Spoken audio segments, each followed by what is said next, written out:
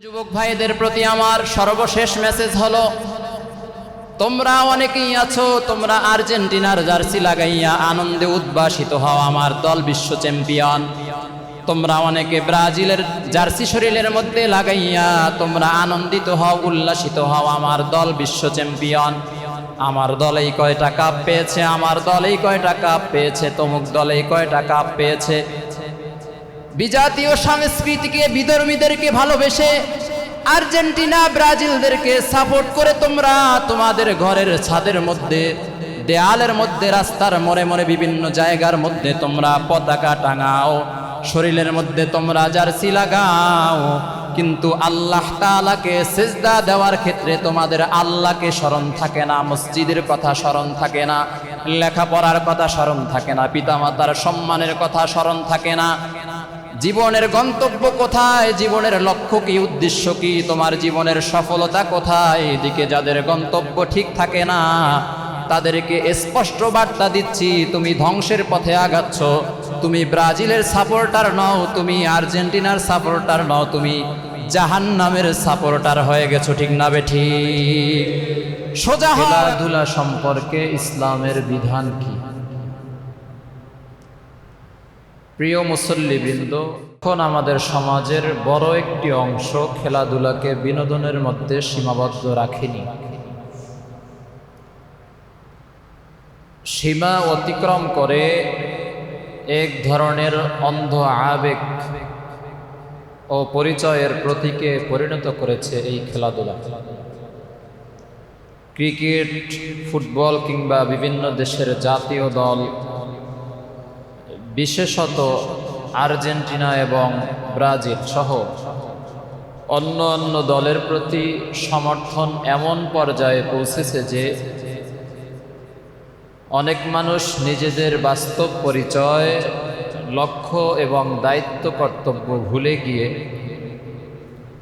এরপরে এসব দলের জয় পরাজয়ের সঙ্গে নিজেদের সুখ দুঃখকে জড়িয়ে একাকার করে ফেলেছে। পতাকা নিয়ে মারামারি, হানাহানি, জার্সি নিয়ে মারামারি, হাঙ্গামা, পারিবারিক সম্পর্ক ছিন্ন, পারিবারিক সম্পর্কের অবনতি, বন্ধুত্বের বন্ধন ছিন্ন, ইনকাম বন্ধ করে দিয়ে খেলাধুলার পিছনে দৌড়াদৌড়ি, কেউ কেউ আবার গাড়ি বাড়ি ইত্যাদি ইত্যাদি বিক্রি করে দিয়ে এরপরে এই সমস্ত খেলাধুলার পিছনে জুয়া খেলা, বাজি ধরাতে ব্যস্ত হয়ে পড়েছে। অনেক ছাত্রছাত্রীরা এরা লেখাপড়া বাদ দিয়ে খেলাধুলায় মগ্ন, লেখাপড়ায় লাল বাতি জ্বালাচ্ছে, জীবনের লক্ষ্য উদ্দেশ্যকে ধ্বংস করে দিচ্ছে। নামাজ, রোজা, ইবাদত বাদ দিয়ে সময় ও সম্পদের অপচয় ঘটাচ্ছে। এত এত ক্ষতির হাত থেকে বাঁচানোর জন্য খেলাধুলা সম্পর্কে ইসলাম আমাদেরকে সতর্ক বার্তা দিয়েছে। ইসলামিক দৃষ্টিকোণ থেকে খেলাধুলার বিধান কি, এ সংক্রান্ত আলোচনায় আমরা 12টি পয়েন্টে আলোচনা করব ইনশাআল্লাহ। 1 নম্বর পয়েন্ট হচ্ছে, কিছু মানুষ আমাদেরকে প্রশ্ন করে যে হুজুর, সব কিছুতে আপনারা কেন ইসলামকে টেনে নিয়ে আসেন? খেলাধুলা, বিনোদন, সংস্কৃতি, এটাতে মানুষের মন উৎফুল্ল হয়, মন আনন্দিত হয়, মানুষ খুশি হয়। এই খেলাধুলার মধ্যেও আপনারা ইসলামকে কেন টেনে আনেন? এই প্রশ্নটা আমাদেরকে করা হয় যে খেলাধুলার মধ্যেও কি ইসলাম মানা জরুরি? মোটামুটি 5 শ্রেণীর মানুষ এই প্রশ্ন করে থাকে। 1 নম্বর ব্যক্তিরা হচ্ছে যারা অমুসলিম। অমুসলিমরা এই প্রশ্ন করে যে খেলাধুলার মধ্যে আপনারা ধর্মকে, ইসলামকে কেন টেনে আনতেছেন? 2 নম্বর ব্যক্তি যারা, তারা হচ্ছে নাস্তিক। এরা কোনো ধর্ম মানে না, এরা নিজেদেরকে নাস্তিক পরিচয় দেয়। এরাও প্রশ্ন তুলে খেলাধুলার মধ্যে ধর্মকে কেন টানছে? 3 নম্বর ব্যক্তি হচ্ছে যারা বংশগত মুসলমান কিন্তু ধর্ম পালন করে না। বংশগতভাবে জন্মসূত্রে পিতামাতার সূত্রে এরা মুসলমান, নামে মুসলমান, কিন্তু এরা ধর্ম পালন করে না, ধর্মের বিধিবিধান মানে না। 4 নম্বর ব্যক্তি হচ্ছে যারা ছদ্মবেশী মুসলিম, মুসলমানদের রূপ ধারণ করে আছে কিন্তু বাস্তবতায় এরা মুসলমানদের শত্রু। 5 নম্বর ব্যক্তি হচ্ছে যারা ইসলাম বিদ্বেষী, ইসলাম দেখতে পারে না, ইসলাম নিয়ে যাদের অ্যালার্জি। এই 5 শ্রেণীর ব্যক্তিরা প্রশ্ন করে যে খেলাধুলার মধ্যে কেন আপনারা ধর্মকে, ইসলামকে টেনে আনেন? 5 প্রকার ব্যক্তিদেরকে আমরা 3টি জবাব দিব।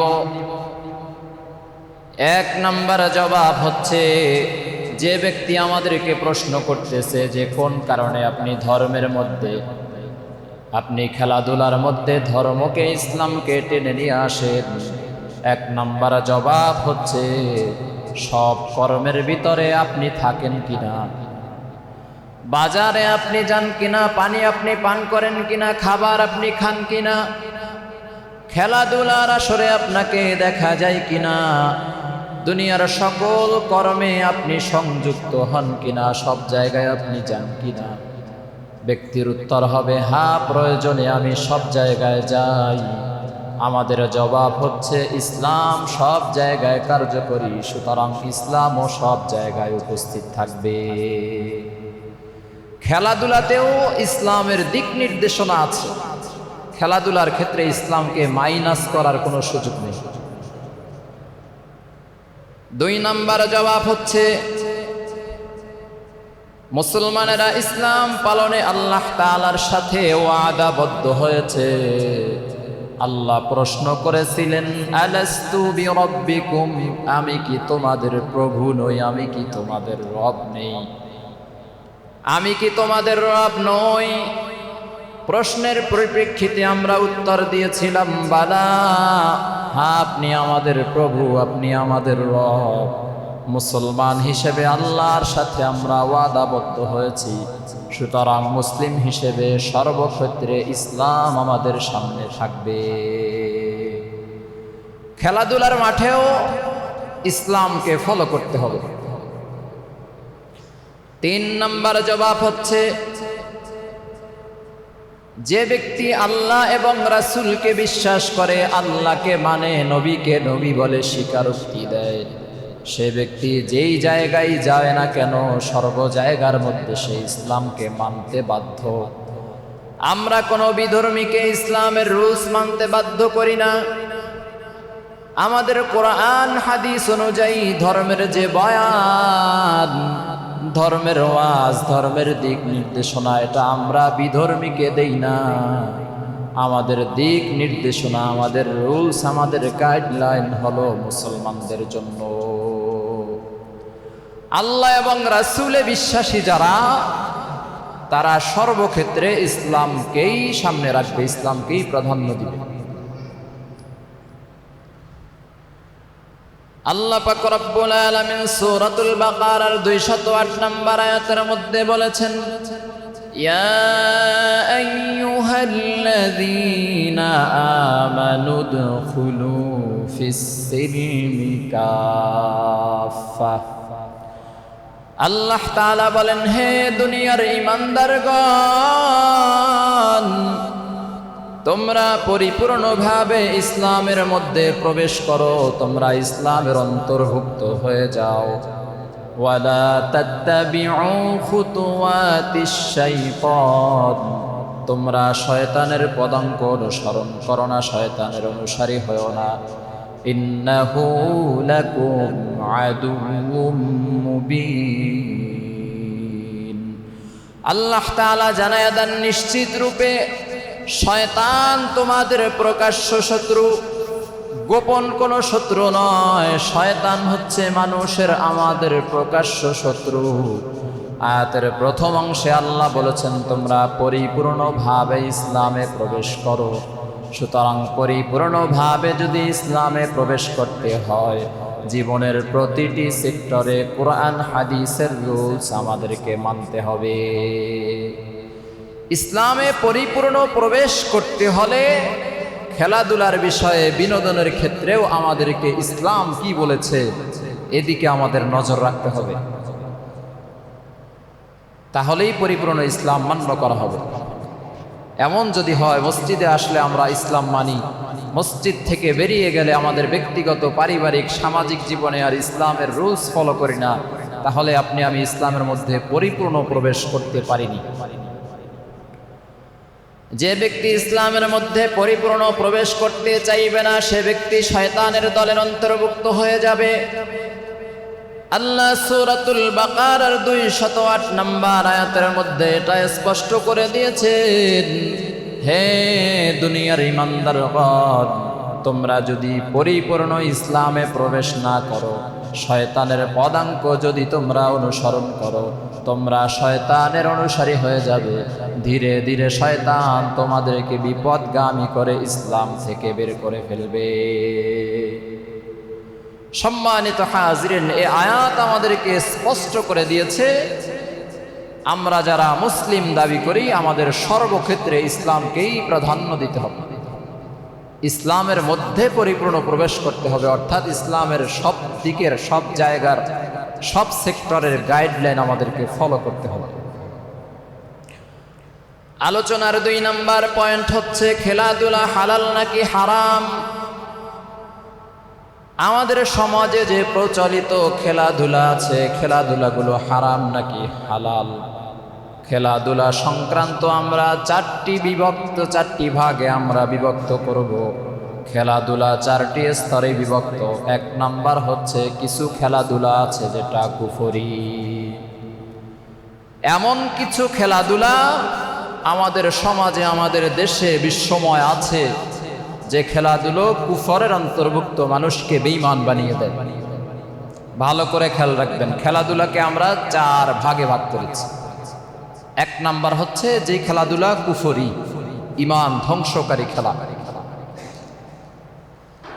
তিরমিজি শরীফের 2695 নম্বর হাদিসে বর্ণিত হয়েছে, লাইসা মিন্না মান তাশাব্বাহা বিগাইরিনা, নবী বলেন বিজাতির অনুসরণকারী ব্যক্তি আমাদের দলভুক্ত নয়। লা তাশাব্বাহু বিল ইয়াহুদা ওয়ালা বিন নাসারা, নবী বলেন তোমরা ইহুদি ও নাসারাদেরকে, ইহুদি খ্রিস্টানদেরকে অনুকরণ করো না।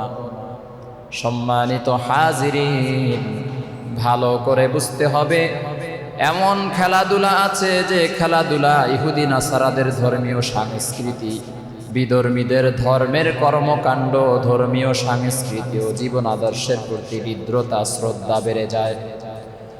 এমনও খেলাধুলা আছে যে খেলাধুলার মাধ্যমে বিধর্মীদের ধর্মের প্রতি মুসলমানদের আকর্ষণ বেড়ে যায়, ইহুদি খ্রিস্টানদের প্রতি মায়া মহাব্বত বৃদ্ধি পায়, ইহুদি খ্রিস্টানদের প্রতি হৃদ্যতা বৃদ্ধি পায়, ইহুদি খ্রিস্টানদের অন্ধ অনুসরণ শুরু হয়, আনুগত্য শুরু হয়। ফলে বিধর্মীদের আদর্শকে মুসলমানেরা প্রাধান্য দিতে থাকে। ইসলামের আদর্শ ভুলে গিয়ে ইহুদি খ্রিস্টানদের আদর্শকে মুসলমানের বাচ্চারা ফলো করা শুরু করে। এমন যে সমস্ত খেলাধুলা আছে ইসলামিক দৃষ্টিকোণ থেকে, সেই সমস্ত খেলাধুলা হারাম। যেমন হোলি খেলা, ভালো করে বুঝবো, রং মাখা হোলি খেলা, এটা হিন্দুদের সংস্কৃতি, তাদের ধর্মীয় একটি কাজ। কিন্তু মুসলমানের বাচ্চারাও এই হোলি খেলায় যুক্ত হয়ে এরাও রং মাখামাখি করে। এই বিজাতীয় সংস্কৃতিকে, বিধর্মীদের সংস্কৃতিকে এটা মনে প্রাণে এরা বিশ্বাস করে, ভালোবাসে। এই যে বিধর্মীদের সংস্কৃতিকে, অন্য ধর্মের কোনো কর্মকাণ্ডকে হৃদয়ে ধারণ করা, ভালোবাসা মহব্বত করা, অনুসরণ করা, এই খেলাধুলাটাই হচ্ছে কুফরি। এই রং মেখে হোলি খেলা এটা কুফরি খেলা। এর মাধ্যমে মুসলমানদের ঈমান তিলে তিলে ধ্বংস হয়ে যায়।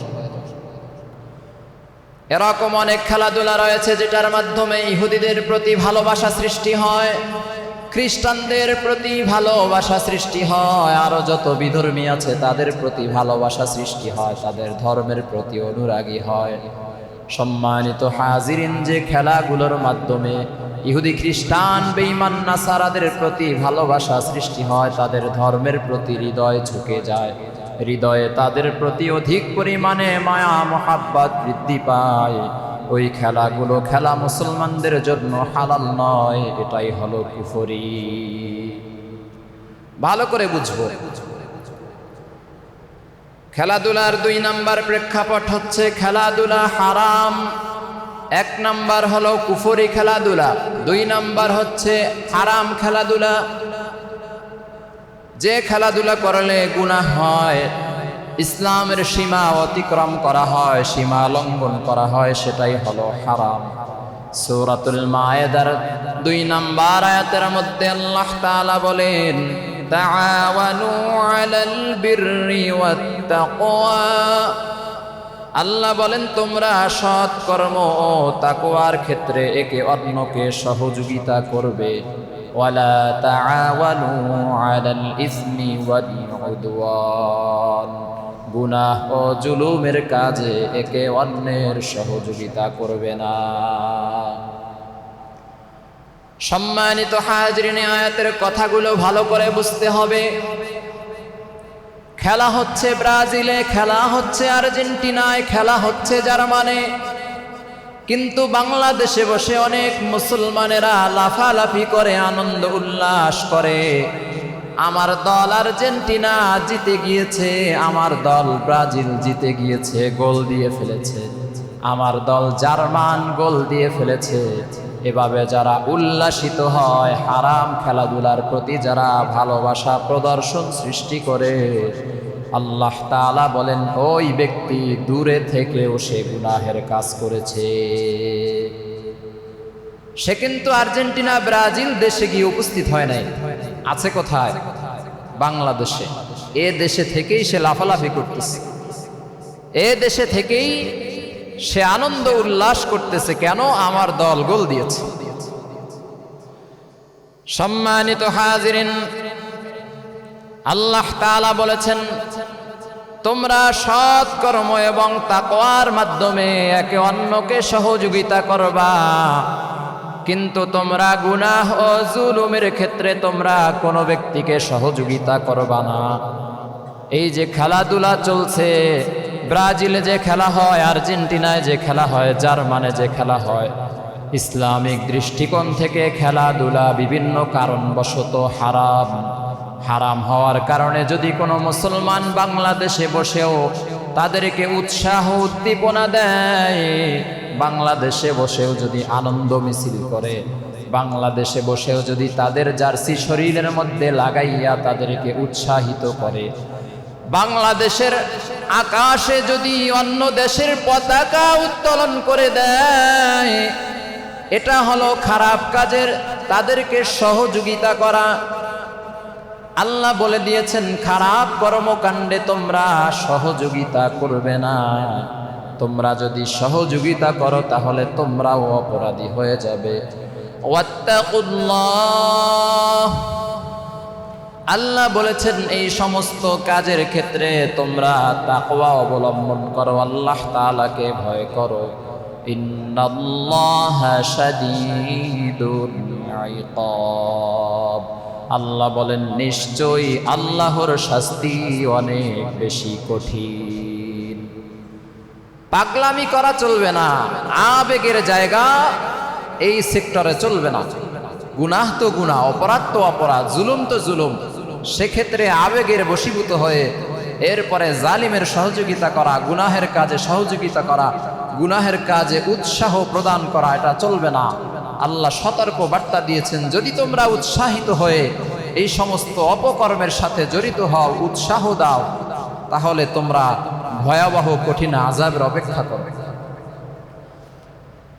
আল্লাহ সতর্ক বার্তা দিয়েছেন তোমরা তাকওয়া অবলম্বন করো, আল্লাহকে ভয় করে এই সমস্ত কাজ থেকে ফিরে আসো।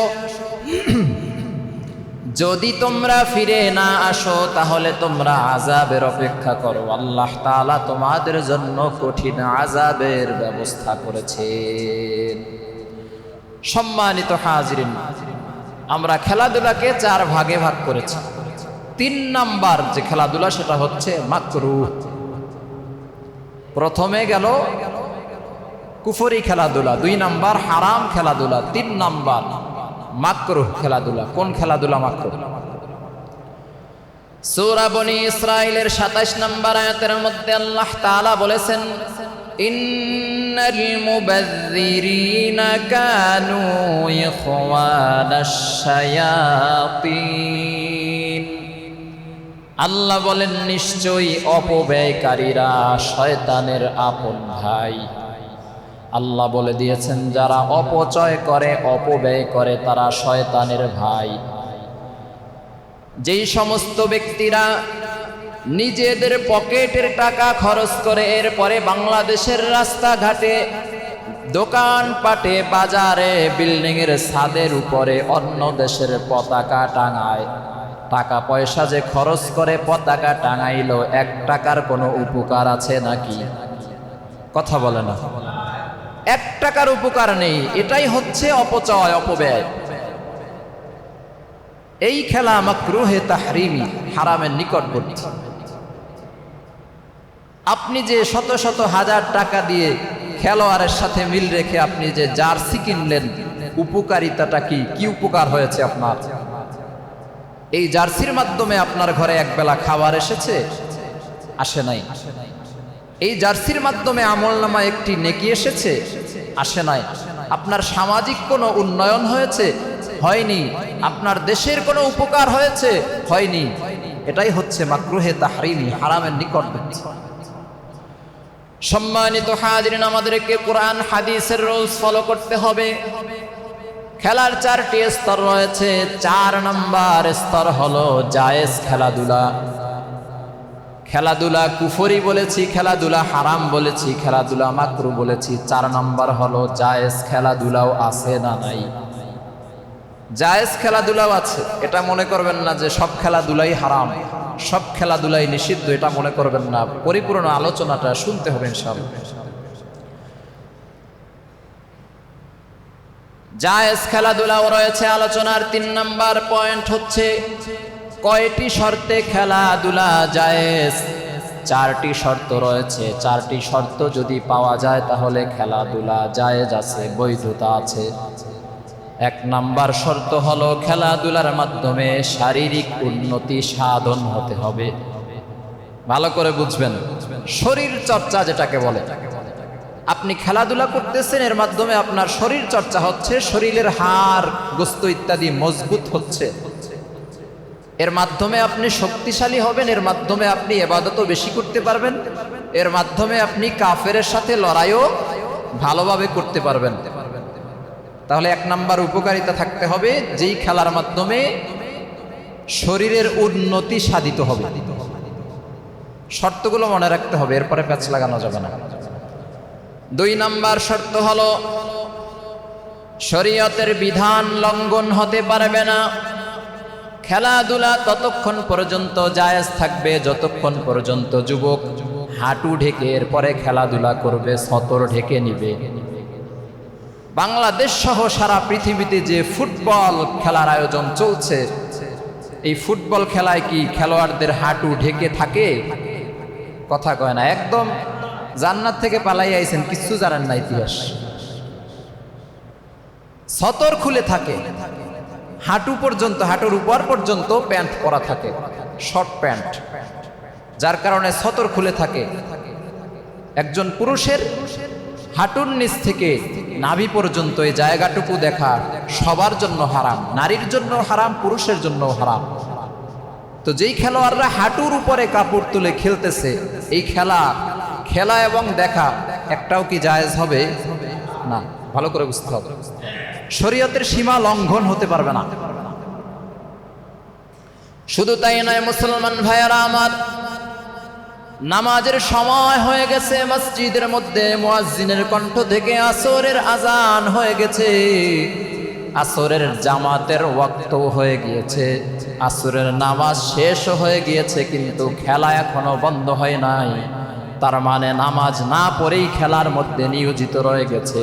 যেহেতু শরীয়তের সীমা নামাজকে লঙ্ঘন করে খেলাধুলা করা হয়েছে, এই খেলাধুলা জায়েজ নয়, হারাম।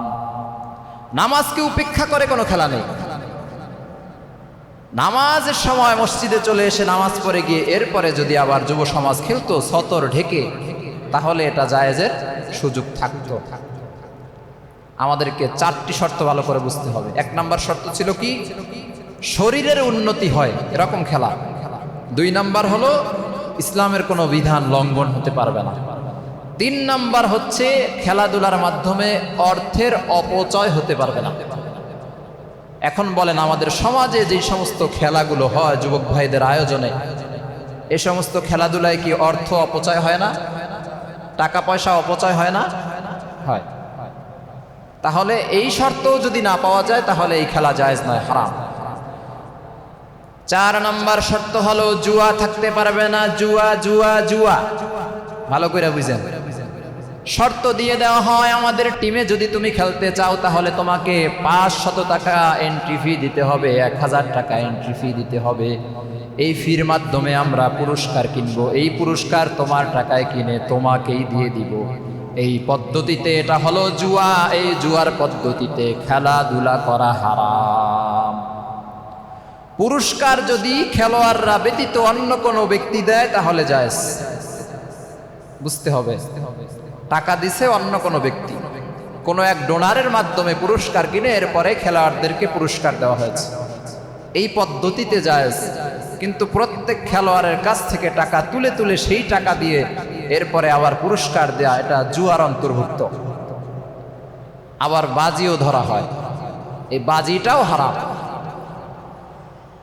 চোখ কান খোলা রেখে যদি না শুনেন তাহলে সর্বশেষ পর্যন্ত ওই যে ইউসুফ জুলাইখার কাহিনীর মতো, যে ইউসুফ কি বেড়া না মহিলা, মানে আলোচনা সব শোনার পরে সকাল হয়ে যাওয়ার পরে আমরা কিন্তু এটাই চিন্তা করবো যে ইউসুফ কি আসলে পুরুষ ছিল না মহিলা ছিল।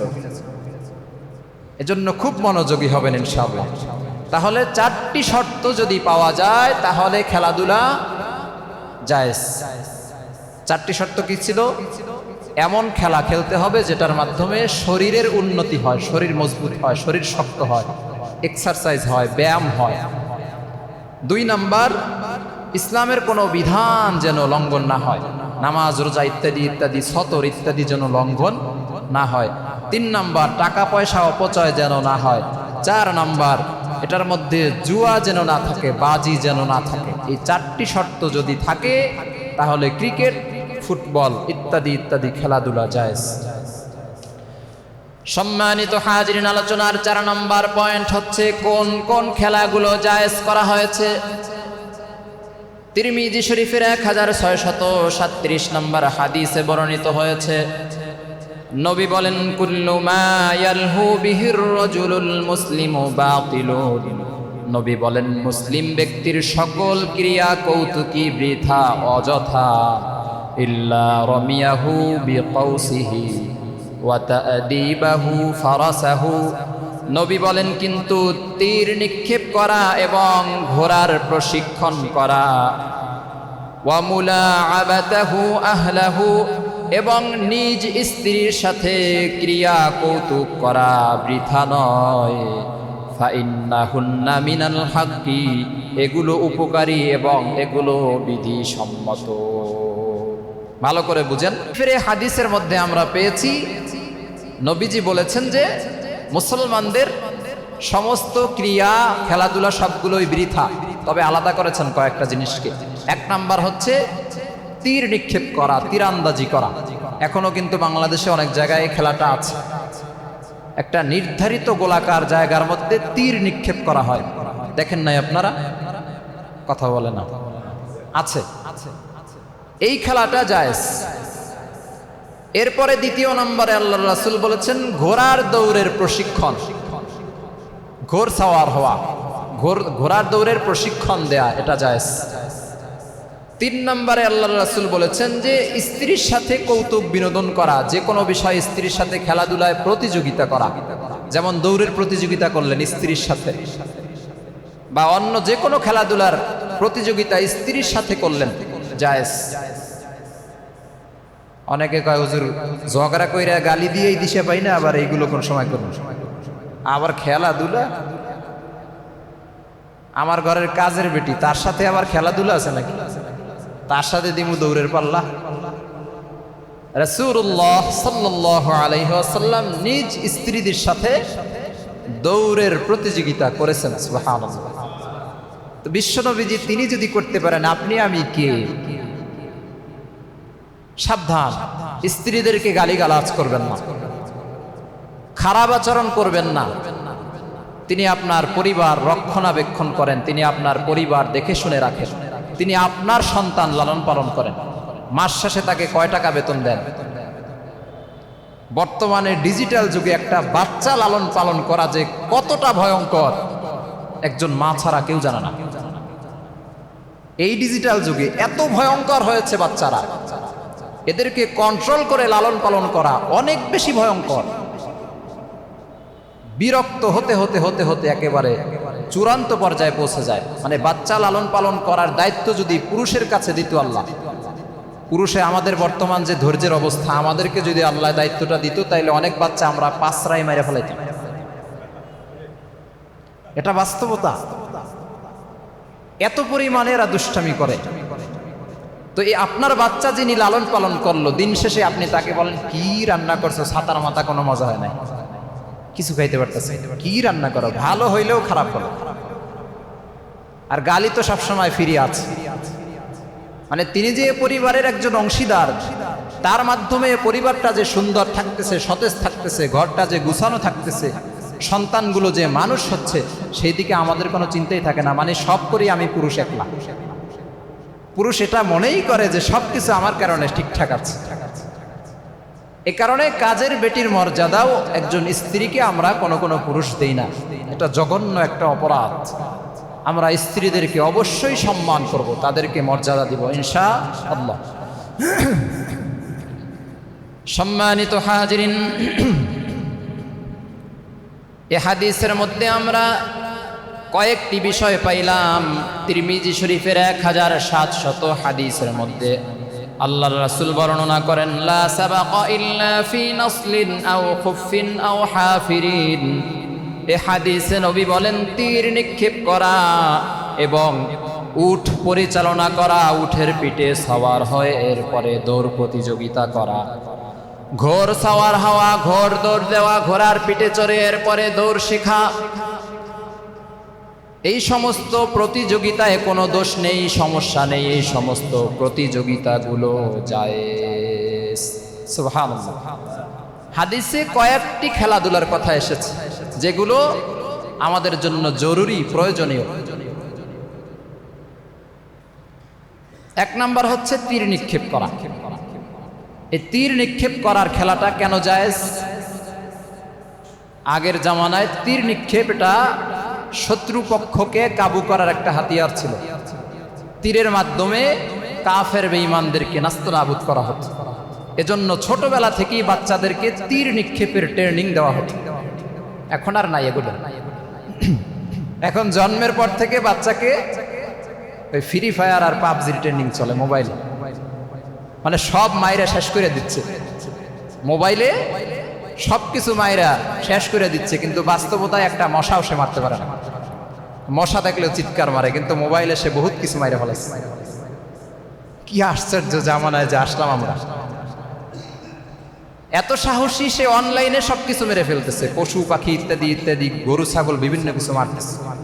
কিন্তু বাস্তবিক লাইফে সে একটা মশাকেও প্রচন্ড ভয় পায়। অনেক সন্তানেরা গরু জবাই, পশু জবাই দেখতে পারে না, রক্ত দেখলে আটকে উঠে ভয় পায়। কারণ আমরা তো এই প্রশিক্ষণ দেই নাই, তাকে অভ্যস্ত করি নাই। কোরবানির পশু জবাই করতেছেন, আপনার সন্তানকে তো দেখানো দরকার ছিল। আপনি আড়ালে রেখে দেন কেন? রক্ত দেখলে ভয় পাবে। পরবর্তীতে এই সন্তানটাই তো কোরবানির বিপক্ষে কথা বলবে, গরু জবেহের বিপক্ষে কথা বলবে। সম্মানিত হাজিরিন, 2 নম্বর খেলা হলো ঘোড় দৌড়। ঘোড়ার পিঠে সওয়ার হয়ে ঘোড় সওয়ারি হয়ে দৌড়ানো। 3 নম্বর খেলা হলো উটের দৌড়, উটের পিঠে সওয়ার হয়ে দৌড় দেওয়া। 4 নম্বর নবী বলেন, তোমরা সন্তানদেরকে সাঁতারের প্রশিক্ষণ দাও। সাঁতার, সাঁতার বুঝেন নাই? সাঁতার শিখাতে বলেছেন নবীজি সন্তানদেরকে। আমাদের অধিকাংশ সন্তানেরা আবার সাঁতারও জানে না। গ্রামে বসবাস করে তারপরেও সাঁতার জানে না, প্রাপ্তবয়স্ক হয়ে যাওয়ার পরেও সাঁতার জানে না, কারণ আমরা প্রশিক্ষণ দেইনি। অথচ নবী বলেছেন তোমার সন্তানদেরকে তোমরা সাঁতারের প্রশিক্ষণ দাও। এটাও একজন যোদ্ধার প্রশিক্ষণ। যে ব্যক্তি সাঁতার জানে এর মৃত্যু কি সহজ না কঠিন? তুলনামূলক কঠিন, কারণ পানিতে পড়েই তো অনেক বাচ্চা মারা যায়। বিধর্মীরাও যদি বাংলাদেশে আক্রমণ করে, সবাইকে যদি পানিতে নামতে বাধ্য করে, খুব বেশি মারা যাবে কারা? যারা সাঁতার জানে না যারা জানে না? যারা জানে না তারাই তো বেশি মারা যাবে। এজন্য সন্তানদেরকে আমরা সাঁতার শিখাবো। 5 নাম্বার, ইতিপূর্বেই বলেছে যে স্ত্রীর সাথে ক্রিয়া বিনোদন করা, কৌতুক করা, স্ত্রীর সাথে আনন্দ করা, তার সাথে খেলাধুলায় প্রতিযোগিতা করা। সম্মানিত হাজিরিন, এই 5টি খেলার কথা হাদিসে স্পষ্ট আছে। এরপরে আসেন বর্তমান আধুনিক যে খেলাধুলা, cricket, football, volleyball, badminton, table tennis ইত্যাদি ইত্যাদি আরও অনেক খেলাধুলা আছে। সেই খেলাধুলার মধ্যে যদি ইতিপূর্বে যে বলেছিলাম 4টি শর্ত, এই 4টি শর্ত যদি পাওয়া যায় তাহলে আপনি ফুটবল খেলতে পারবেন, ক্রিকেট খেলতে পারবেন, ভলিবল খেলতে পারবেন, ব্যাডমিন্টন খেলতে পারবেন, টেবিল টেনিস ইত্যাদি আরও যে গেমসগুলো আছে বাস্তবিক জীবনে, মোবাইলে না, এগুলো আপনি খেলতে পারবেন। কিন্তু এটার একটা সময়সীমা আছে। এখন সকালে নামলাম, দুপুরে উঠলাম, দুপুরের পরে নামলাম, মাগরিবে উঠলাম, এভাবে না। স্বাস্থ্যবিদরা বলেছে যে একজন মানুষের প্রতিদিন 30 থেকে 60 মিনিট, অর্থাৎ আধা ঘন্টা থেকে 1 ঘন্টা এক্সারসাইজ যথেষ্ট। একজন ব্যক্তি সুস্থ থাকার জন্য আধা ঘন্টা থেকে 1 ঘন্টা পরিশ্রম যথেষ্ট। তাহলে এখন বলেন যে খেলাধুলার মেয়াদ কতটুকু? প্রতিদিন 24 ঘন্টার মধ্যে খেলাধুলার মেয়াদ কতটুকু? আধা ঘন্টা থেকে সর্বোচ্চ 1 ঘন্টা। এজন্য বেশিরভাগ প্রতিষ্ঠানে সন্তানদেরকে আসরের পর থেকে মাগরিব পর্যন্ত একটা খেলাধুলার টাইম দেওয়া হয়। এতটুকু টাইমই একটা সন্তান, একটা মানুষ সুস্থ থাকার জন্য এতটুকু টাইম ব্যায়াম করা, ক্রিয়া বিনোদন করা, খেলাধুলা করা যথেষ্ট। কতটুকু সময়? কথা বলে না। আধা ঘন্টা থেকে 1 ঘন্টা। বেশিরভাগ প্রতিষ্ঠানে আসরের পর খেলতে দেওয়া হয়, মাগরিব পর্যন্ত একটা সময় থাকে। এ পদ্ধতিটা ভালো।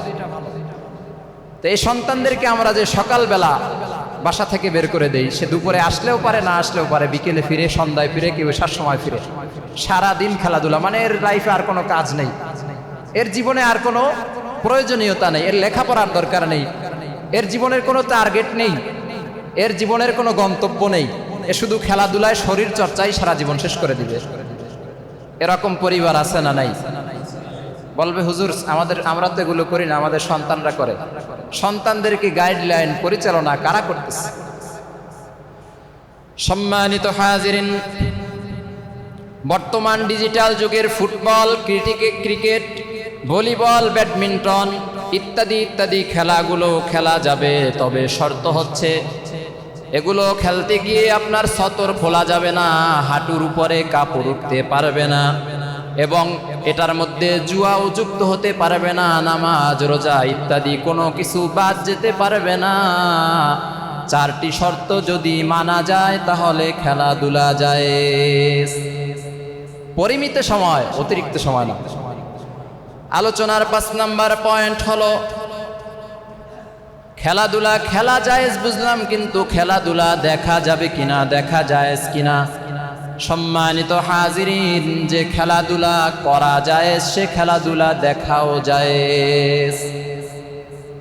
ইতিপূর্বে যে জায়েজ খেলাধুলা বলেছি, যে খেলাধুলাগুলো করা যায় সেগুলো দেখাও যায়, যে খেলাধুলাগুলো করা জায়েজ নাই সেগুলো দেখাও জায়েজ না।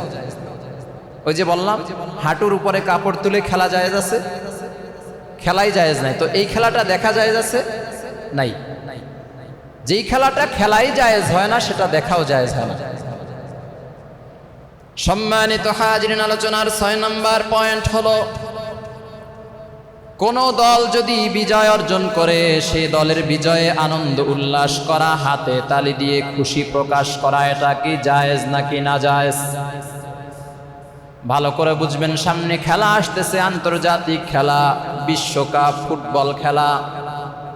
এ খেলায় কত রকমের কর্মকাণ্ড ঘটবে, সে কর্মগুলোই আপনাদের সামনে উপস্থাপন করতেছি। কোন দল বিজয় অর্জন করেছে, সেখানে আনন্দিত হয়ে উল্লাস করে হাতে তালি দিয়ে খুশি প্রকাশ করা জায়েজ নেই। আবু দাউদ শরীফের 4345 নম্বর হাদিসে বর্ণিত হয়েছে, ইদা উমিলাতিল খাতিআতু ফিল আরদ, কোন স্থানে যখন অন্যায় সংগঠিত হয়, কানা মান শাহিদাহা ফাকারিহাহা, নবী বলেন তখন সেখানে উপস্থিত ব্যক্তি তাতে যদি অসন্তুষ্ট হয়, অকালা মাররাতান আনকারাহা, সে উপস্থিতদের মধ্যেই গণ্য হবে, সে অনুপস্থিত ব্যক্তিদের মধ্যেই গণ্য হবে। আপনি এক জায়গায় বিভিন্ন কারণবশত আটকে আছেন, যাওয়ার সুযোগ পাচ্ছেন না, বের হতে পারছেন না, কিন্তু ওই জায়গার মধ্যে কোনো অন্যায় অপরাধ হচ্ছে, খারাপ কাজ সংগঠিত হচ্ছে, কিন্তু আপনার মনটা ছটফট করতেছে, ইস, এই জায়গা থেকে যদি আমি বের হয়ে যেতে পারতাম, এই জঘন্য কাজটা এখানে চলতেছে। ওই জায়গায় কি আপনি উপস্থিত আছেন না? আছেন। তারপরেও আপনার পাপ হবে না। কেন হচ্ছে না? ওই যে আপনি মনে মনে এখানে থাকতে চাচ্ছেন না, এই কাজটাকে আপনি সমর্থন করছেন না।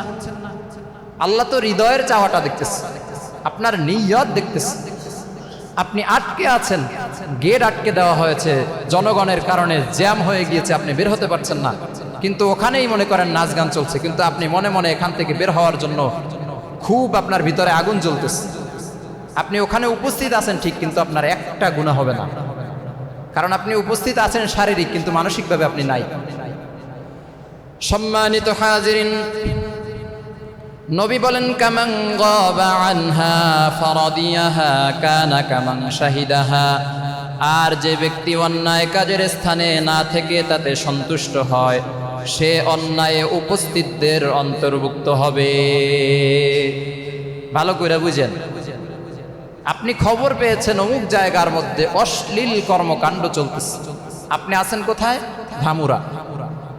কর্মকাণ্ড, খারাপ কর্মকাণ্ড কোথায় চলতেছে? মনে করেন গৌর নদী। এখন আপনি ধামুরা বসে ছটফট করতেছেন, ইস, আমি যদি ওই জায়গায় থাকতাম।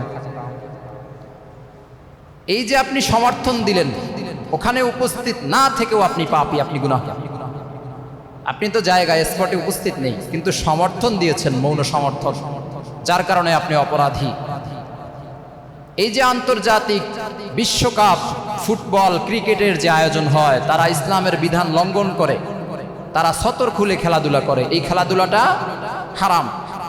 তারা যে বিজয় অর্জন করে, এরপরে যে আপনি আনন্দ উল্লাস করেন, আপনিও হারামের সমর্থনকারী, আপনিও পাপী। তাতে আপনি ধামুরা থাকেন আর অন্য রাষ্ট্রে থাকেন, তাতে কিচ্ছু যায় আসে না। আল্লাহ আপনার অন্তরের অবস্থাটা দেখতেছে। সম্মানিত হাজিরিন, এজন্য বিধর্মীদেরকে সাপোর্ট করা যাবে না। যে খেলা হারাম, সে খেলা দেখাও হারাম, সে খেলায় আনন্দ প্রকাশ করাও হারাম। সম্মানিত হাজিরিন, দলের বিজয়ে রং মাখানো, নাচ গানের আসর জমানো, এগুলো কি জায়েজ? আবু দাউদ শরীফের 4031 নম্বর হাদিসে নবী বলেন, মান তাশাব্বাহা বিকওমিন ফাহুয়া মিনহুম, যে ব্যক্তি বিজাতির সাদৃশ্য অবলম্বন করে, সে তাদের দলভুক্ত হয়ে যায়। বিজাতিরা বিজয় অর্জন করেছে, ব্রাজিল কাপ পেয়েছে, আর্জেন্টিনা কাপ পেয়েছে, জার্মান ফ্রান্স কাপ পেয়েছে, তাতে আপনার কি? আপনার সাথে তাদের সম্পর্ক কি? তারা কি মুসলিম? কথা বলে না। তাহলে তাদের সাথে আপনার লেনাদেনাটা কিসের? তারা বিজয় অর্জন করেছে, আপনি বাংলাদেশে বসে রং মেখে হোলি খেলা শুরু করে দিয়েছেন, নাচতেছেন, গান গাচ্ছেন, ঢোল তবলা বাজাচ্ছেন, বক্স বাজাচ্ছেন, এলাকা মাতিয়ে তুলতেছেন, তাদের সাথে আপনার লেনাদেনাটা কিসের? লেনাদেনা এক জায়গায় আছে। নবীজি হাদিসে বলে দিয়েছেন যে যার সাথে যার মহাব্বত, তার সাথে তার কিয়ামত। লেনাদেনা এখানেই, তারা তো জাহান্নামী হবে। আপনি তাদের সাথে দূর থেকে, বাংলাদেশ থেকে মহাব্বত রেখে আপনিও তাদের পিছনে হাঁটতে হাঁটতে জাহান্নামের দিকে আগাচ্ছেন। সম্মানিত হাজিরিন, আলোচনার 7 নম্বর পয়েন্ট হচ্ছে, এই যে বিজাতীয় দল অথবা বিজাতীয় খেলোয়াড় যারা, তাদের প্রশংসা করা কি জায়েজ আছে নাকি? বাইহাকি শরীফের 4859 নম্বর হাদিসে বর্ণিত হয়েছে, ইযা মুদিহাল ফাসিকু গাদিবার রাব্বু তাআলা, নবী বলেন যখন কোনো ফাসিক ব্যক্তির প্রশংসা করা হয় তখন আল্লাহ তাআলা রাগান্বিত হয়ে যায়। ওয়াহতাজ্জা লাহুল আরশু, এবং শুধু তাই নয়, আল্লাহ তাআলার আরশ পর্যন্ত কেঁপে ওঠে। নাউজুবিল্লাহ। ভালো করে বুঝতে হবে, কোনো মুসলমান যখন কোনো ফাসিককে, কোনো কাফেরকে, কোনো বেঈমানকে অথবা কোনো বেঈমানের দেশকে সাপোর্ট করে, প্রশংসা করে, তখন আল্লাহ তাআলার আরশ পর্যন্ত কেঁপে ওঠে। আল্লাহ তাআলা রাগান্বিত হয়ে যায় বান্দার প্রতি, বান্দির প্রতি। আপনি যে মেসি আর নেইমারের প্রশংসায় যে পঞ্চমুখ, তারা কি মুসলমান? তারা তো ফাসিক, তারা তো কাফির। আর্জেন্টিনা ব্রাজিলের প্রশংসায় যে আপনি পঞ্চমুখ হচ্ছেন, তারা কি মুসলমান? তারা কি মুসলিম রাষ্ট্র? তারা কি ইসলামের কল্যাণে কোনো কাজ করছে? তাদের প্রশংসা করার কারণে আল্লাহ আপনার উপরে নারাজ। আল্লাহর আরশ পর্যন্ত কেঁপে উঠতেছে আপনার এই কর্মকাণ্ডে। সম্মানিত হাজিরিন, আলোচনার 8 নাম্বার পয়েন্ট হচ্ছে কোন দলের প্রতি ভালোবাসা দেখিয়ে পতাকা উত্তোলন করা কি জায়েজ আছে নাকি? বুখারী শরীফের 6159 নাম্বার হাদিসে বর্ণিত হয়েছে, সাহাবীরা রাসূল সাল্লাল্লাহু আলাইহি ওয়াসাল্লামকে প্রশ্ন করলো, ইয়া রাসূলুল্লাহ, ইয়া হাবিবাল্লাহ, যে ব্যক্তি কোনো দলকে ভালোবাসে কিন্তু কর্মে আমলে তাদের সমান হতে পারে না, তাদের বিষয়ে আপনি কি বলেন? নবীজি বলেন, আল মারউ মা'a মান আহাব্বা, যে যাকে ভালোবাসে সে তার সাথেই সাথী হয়ে উঠবে। যে যাকে দুনিয়াতে ভালোবাসে কিয়ামতে তার সাথে উঠবে, তার সাথেই সে তার হাসর হবে। এখন ভালো করে বুঝেন, ওই যাদের প্রশংসা করতেছেন, যাদের নামে পতাকা উত্তোলন করতেছেন, যাদের প্রশংসায় আপনি পঞ্চমুখ হচ্ছেন, যাদের ভালোবাসায় আপনি আপনার পিতামাতার সাথে সম্পর্ক ছিন্ন করতেছেন, যাদের ভালোবাসায় আপনি বন্ধুত্ব কেটে দিচ্ছেন, যে তুই আর্জেন্টিনা আমি ব্রাজিল, তোর সাথে আমার কোনো সম্পর্ক নাই, এই যার কারণে আপনি পবিত্র সম্পর্কগুলোকে কেচি দিয়ে কেটে দিচ্ছেন, এদের সাথী হবেন আপনি কিয়ামতের দিন। আপনি তাদের সাথে উঠবেন, তারা যাবে কোথায়? কোনো সন্দেহ নাই, নিঃসন্দেহে তারা জাহান্নামী, কারণ তারা ঈমান আনে নাই। তারা জাহান্নামী হলে আল্লাহ আপনাকে কোথায় দিবে? ভালো করে বুঝে শুনে এরপরে কাজ করেন। আলোচনার 9 নাম্বার পয়েন্ট হচ্ছে কোন দল যদি বিজয় অর্জন করে, দলের বিজয়ের কারণে নামাজ রোজা আদায় করা যাবে কিনা, দোয়া করা যাবে কিনা, দান সদকা করা যাবে কিনা। হাসি আসতেছে, কান্নাও আসতেছে, মানে এই সমস্ত কর্মকাণ্ডগুলো আমাদের দেশে হচ্ছে। কি হয়েছে? তুই নামাজ কেন পড়তেছিস? বলে আমার দল কাপ পাইছে, আর্জেন্টিনা জিততে গেছে, ব্রাজিল জিততে গেছে, এজন্য শুকরিয়ার নামাজ পড়তেছে। নাউজুবিল্লাহ। রোজা মানত করেছে, কি হয়েছে? তুই রোজা কেন মানত করলি? আমার দল যদি জিতে তাইলে আমি রোজা রাখবো। দান সৎকা করতেছে, হুজুরগো কইতেছে অনেক জায়গায় যে হুজুর দোয়া করেন আমার দলটা যেন জিতে। আমার কাছে কেউ সাহস পায় নাই, কিন্তু ইতিহাস এরকম শোনা গেছে, হুজুরদের কাছে দোয়ার জন্য গিয়েছে পাবলিক, বাংলাদেশের নাগরিক মুসলমানেরা। সূরা আনআমের 162 নম্বর আয়াতে আল্লাহ বলেছেন, ইন্না সালাতি ওয়া নুসুকি ওয়া মাহইয়ায়া ওয়া মামাতি লিল্লাহি রাব্বিল আলামিন। আল্লাহ তাআলা বলে দিয়েছেন, পয়গম্বর আপনি দুনিয়ার মানুষদেরকে জানায়া দেন, আমার নামাজ, আমার কুরবানি, আমার জীবন, আমার মৃত্যু, আমার সমস্ত কিছু কেবলমাত্র আল্লাহর জন্য। তুমি নামাজ পড়তেছো শুকরিয়ার নামাজ, কার জন্য? বিধর্মী আর্জেন্টিনা ব্রাজিলের জন্য। তুমি রোজা মান্নত করেছো কার জন্য? বিধর্মীর জন্য। তুমি দান সদকা মান্নত করেছো কার জন্য? বিধর্মীর জন্য। তুমি হুজুরকে দোয়া করতে বলেছো কাদের জন্য? বিধর্মীর জন্য। নাউজুবিল্লাহ। একটা হারাম কাজ। ইহুদি নাসারাদের পক্ষ অবলম্বন করে এরপরে নামাজের মানত করা, রোজার মানত করা, দান সদকা করা, আলেমদের কাছ থেকে দোয়া চাওয়া নিকৃষ্ট একটি জঘন্য কাজ। কি পরিমাণে জাহেল মূর্খ হইলে মানুষ এই কাজগুলো করতে পারে। এজন্য সাবধান। যেই খেলাধুলাটা হারাম হয়, সেই খেলাধুলার পক্ষে আবার নামাজ কিসের, রোজা কিসের, দান সৎকার কিসের, আর দোয়া কিসের? সম্মানিত হাজরিন, আলোচনার 10 নম্বর পয়েন্ট হচ্ছে, কিছু কিছু মানুষ এই কথা বলে যে আমার দল বিজয় অর্জন করেছে। কিভাবে অর্জন করলো? আল্লাহ তাআলার পক্ষ থেকে ফেরেশতা নাজিল হয়েছে অথবা রহমত নাজিল হয়েছে, যার কারণে আমার দল জিতে গেছে। নাউজুবিল্লাহ। হ্যাঁ, আর্জেন্টিনা ব্রাজিল বলে জিততে গেছে, আল্লাহ ফেরেশতা নামাই দিচ্ছে। আল্লাহ রহমত বর্ষণ করছে, তার দল জিততে গেছে। সূরাতুল বাকারার 169 নম্বর আয়াতের মধ্যে আল্লাহ তাআলা বলেছেন, ইন্নামা ইয়া'মুরুকুম বিস-সূই ওয়াল ফাহশা। আল্লাহ বলেন, শয়তান তো কেবল তোমাদেরকে মন্দ ও অশ্লীল কাজের নির্দেশ দেয়। ওয়া আন তাকুলু আলাল্লাহি মা লা তা'লামুন, এবং শয়তান চায় যে তোমরা আল্লাহর সম্পর্কে যা জানো না তা যেন তোমরা বলো। ফেরেশতা নাজিল কোন জায়গায় করে কি আল্লাহ করে না, এটা কি আমাদের জানা আছে? জানেন কে? আল্লাহ। কোন জায়গায় আল্লাহ রহমত বর্ষণ করবেন কি করবেন না আমাদের জানা আছে? নাই। আল্লাহ এটাই বলেছেন যে তোমরা যেটা জানো না শয়তান তোমাদেরকে সেটা বলায়। এই যে বলে দিল যে আল্লাহ ফেরেশতা নাজিল করছে, তুমি কিসের ভিত্তিতে বললা? রহমত নাজিল হয়েছে কিসের ভিত্তিতে বললা? এই কথাগুলো শয়তান আমাদের মুখ থেকে বের করে দিয়ে আমাদেরকে পথভ্রষ্ট করতেছে। ভালো করে স্মরণ রাখবেন, যেই কাজটা হারাম সে কাজে আল্লাহ কখনো ফেরেশতা নাজিল করে না। রহমতের ফেরেশতা অথবা রহমত আল্লাহ কোনো জঘন্য কাজে, হারাম কাজে নাজিল করেন না, সহযোগিতা করেন না, সাপোর্ট করেন না। এরপরেও পেছ লাগাইবেন।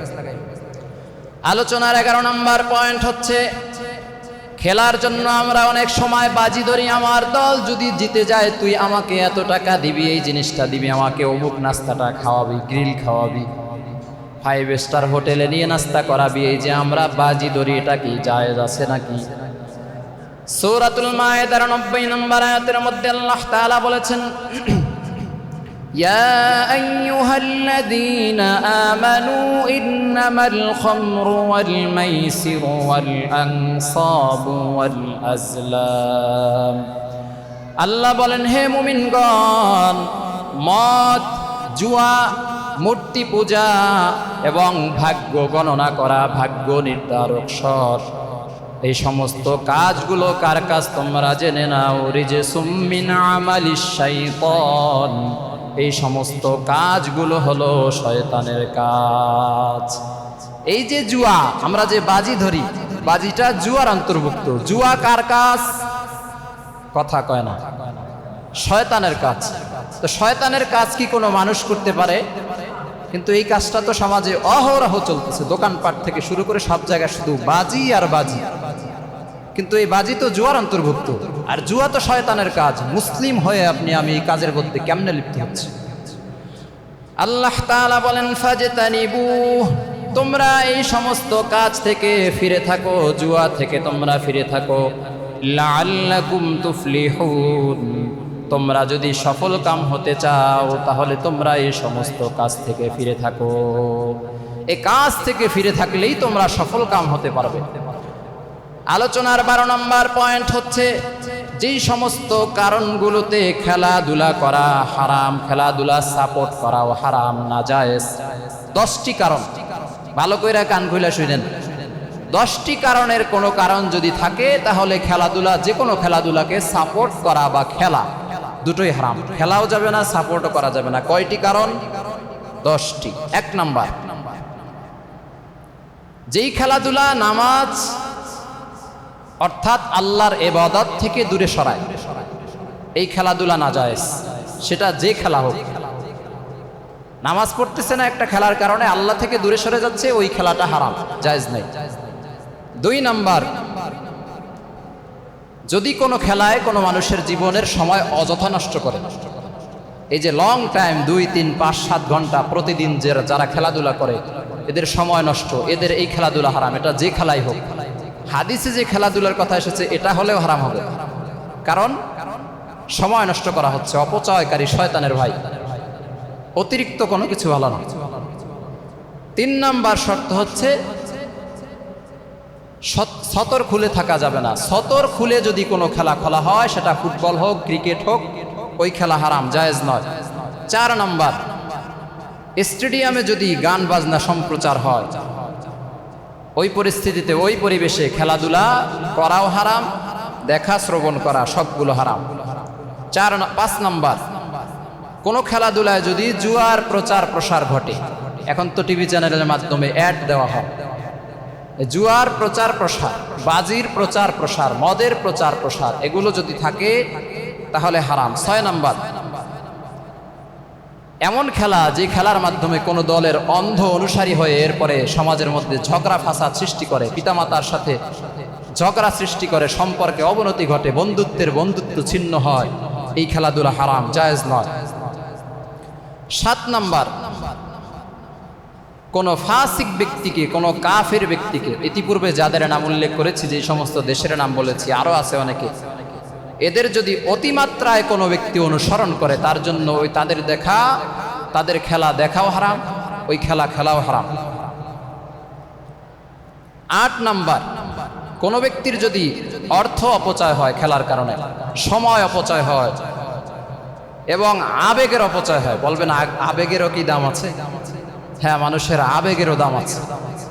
আমাদের ভিতরে আবেগ থাকার কারণেই আমরা কেউ সফল হই, কেউ ব্যর্থ হই, কেউ কাঁদি, কেউ হাসি, কেউ আনন্দিত হই। আবেগেরও একটা মর্যাদা আছে। তো সময় নষ্ট, অর্থ নষ্ট, আবেগও নষ্ট, এই 3 কাজ যদি কোনো খেলায় হয়, সে খেলাও হারাম। 9 নাম্বার, অনেক টুর্নামেন্ট হয় যেখানে মদের স্পন্সর করা হয়, জুয়ার স্পন্সর করা হয়, আরও বিভিন্ন হারাম জিনিসের স্পন্সর করা হয়। কোনো হারামের স্পন্সর যেই টুর্নামেন্টে হবে, ওটাও হারাম। 10 নাম্বার, যেই খেলাধুলায় মুমিনের আসল কর্ম থেকে তাকে ফিরিয়ে রাখে, তার জীবনের গন্তব্য থেকে তাকে ভুলিয়ে রাখে, সেই খেলাধুলাটাও হারাম। কয়টা কারণ বললাম? 10টা। এই 10টা কারণ যে খেলাধুলার মধ্যে থাকবে, সে খেলাধুলা হারাম। সম্মানিত হাজিরিন, যুবক ভাইদের প্রতি আমার সর্বশেষ মেসেজ হলো, তোমরা অনেকেই আছো, তোমরা আর্জেন্টিনার জার্সি লাগাইয়া আনন্দে উদ্ভাসিত হও, আমার দল বিশ্ব চ্যাম্পিয়ন।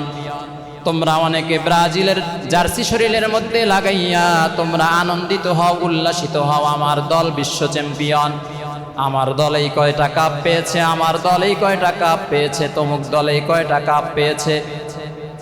বিজাতীয় সংস্কৃতিকে, বিধর্মীদেরকে ভালোবেসে আর্জেন্টিনা ব্রাজিলদেরকে সাপোর্ট করে তোমরা তোমাদের ঘরের ছাদের মধ্যে, দেয়ালের মধ্যে, রাস্তার মোড়ে মোড়ে, বিভিন্ন জায়গার মধ্যে তোমরা পতাকা টাঙাও, শরীরের মধ্যে তোমরা জার্সি লাগাও, কিন্তু আল্লাহ তাআলাকে সিজদা দেওয়ার ক্ষেত্রে তোমাদের আল্লাহকে স্মরণ থাকে না, মসজিদের কথা স্মরণ থাকে না, লেখাপড়ার কথা স্মরণ থাকে না, পিতামাতার সম্মানের কথা স্মরণ থাকে না। জীবনের গন্তব্য কোথায়? জীবনের লক্ষ্য কি? উদ্দেশ্য কি? তোমার জীবনের সফলতা কোথায়? এদিকে যাদের গন্তব্য ঠিক থাকে না, তাদেরকে স্পষ্ট বার্তা দিচ্ছি, তুমি ধ্বংসের পথে আগাচ্ছ। তুমি ব্রাজিলের সাপোর্টার নও, তুমি আর্জেন্টিনার সাপোর্টার নও, তুমি জাহান্নামের সাপোর্টার হয়ে গেছো। ঠিক না বেঠিক? সোজা হও, এখনো সময় আছে, সাবধান হয়ে যাও। আল্লাহকে বৃদ্ধাঙ্গুলি দেখাইয়ে এরপরে খেলার পিছে এত বেশি পাগল হয়েও না যে তোমার গন্তব্য জাহান্নাম হয়ে যায়। অবাধ্য সন্তান হয়েও না, লেখাপড়া বাদ দিয়ে নিজের জীবনটাকে, কেরিয়ারটাকে নষ্ট করো না। আল্লাহ তাআলা সবাইকে যেন হেদায়াত দান করে। সবাই বলি আমিন। ওয়া আখিরু দাওয়ানা আলহামদুলিল্লাহি রাব্বিল আলামিন।